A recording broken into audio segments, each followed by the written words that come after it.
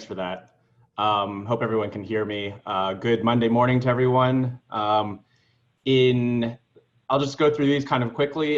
In health news, all right, thanks for getting the slide up. In health news, with over 400,000 new cases and 5,000 deaths since last week, the numbers continue to rise, as seen in the exhibit below.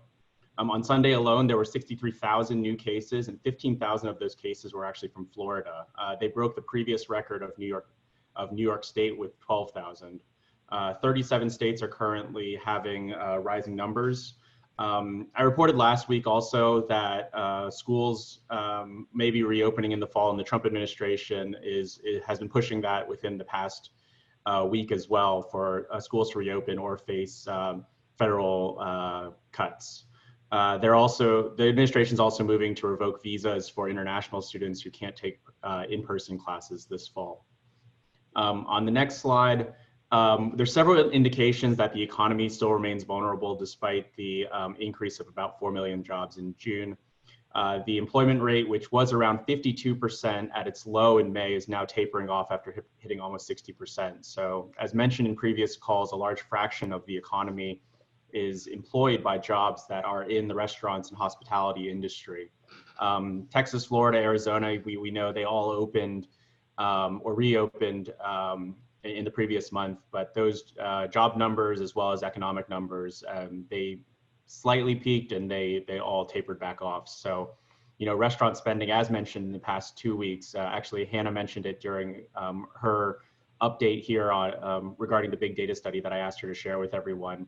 We're really seeing that in-person services is the drag on the US economy to this date.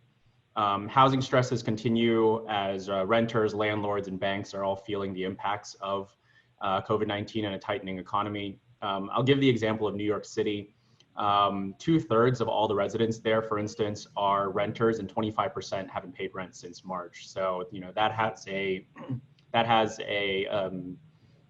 cascading effect on tenants, and then on landlords, and then on the banks that they owed mortgages to.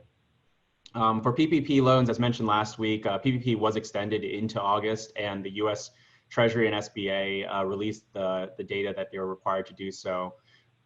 Just a couple of highlights here: 4.9 million loans were approved. 27% of the loans went to low and moderate income borrowers. Multiple members of Congress actually were approved for loans, including Congressman Kelly of Northwest Pennsylvania. And then 16 billionaires took PPP loans. I think some people saw Kanye West took a PPP loan. So that was all presented in the data. Former Vice President Biden was here in Pennsylvania last week touting the Buy America plan for manufacturing and government procurement. For people's information, you know, the proponents will say that this is supporting domestic innovation and reducing the dependency on foreign manufacturing. Detractors will say that this is more of a non-competitive move and will drive up prices for American consumers and taxpayers. So we'll follow this issue closely, but just wanted to let y'all know that since it was here in Pennsylvania. In the next slide, in PA health news, Pennsylvania is actually kind of middle of the pack in terms of total cases, per capita cases around the country, but we are 11th highest in per capita as it relates to deaths. In PA economic news, the budget office reported last week that they're projecting a $5 billion shortfall over the next 2 years. The primary drivers for that are a fall off in income tax as well as sales tax. There's a projected 3.2% loss in wages and salaries for this year. You know, when you compare that against the Great Recession, it was only 2.3 back then. So the number of 3.2% for the fall off is significantly higher as a percentage. I wanted to focus this slide a lot on, you know, Allegheny County and kind of the severity of what's taking place. You know, on these calls, we've always stressed the health and safety of not only our members, but also their constituencies. And we're seeing in Allegheny County that approximately 1/3 of all the COVID-19 cases that took place since March actually happened last week. So, you know, it's not really being disputed as to how that's, or the causal factor for that. It's primarily been bars on the south side and other people getting together in restaurants. Governor Wolf even has called out Allegheny County, saying that this is a big area of concern for him and for the state government. And in listening to County Executive Fitzgerald, he's not interested in having us go back to the yellow phase, but rather stepping up enforcement. That way, bars and restaurants that are actually complying with the rules and regulations would be able to stay open rather than shutting everybody down at the same time. And then finally, on the fourth slide, a couple of disparate considerations, but I wanted to bring them both to your attention. Firstly, as we look to improve the economy,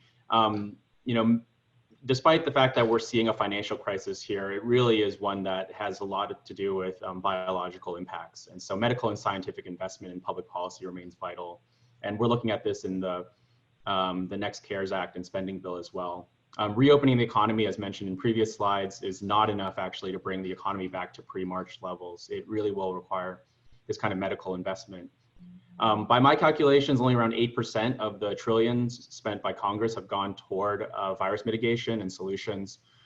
So things like increasing PPE, expanding testing, developing treatments, the vaccine development, these things are all important for actually financial purposes or for reopening the economy, less so on actually allowing people to go back to bars and restaurants.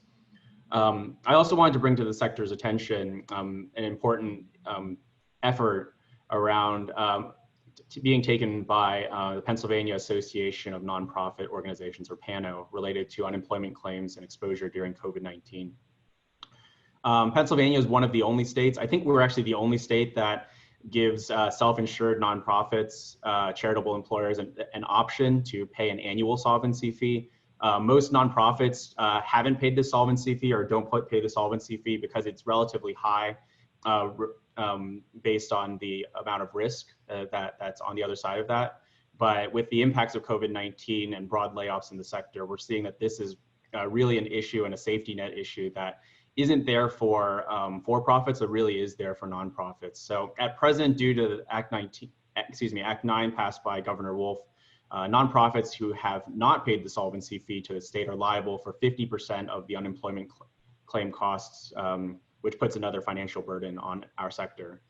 So we at TFF, as well as GPNP, are monitoring this issue closely with PANO. But in the meantime, we encourage you to visit the website that's on there to calculate your solvency fee and learn more about the issue. Beyond that, just stay tuned in August for more potential advocacy around this issue. Thank you.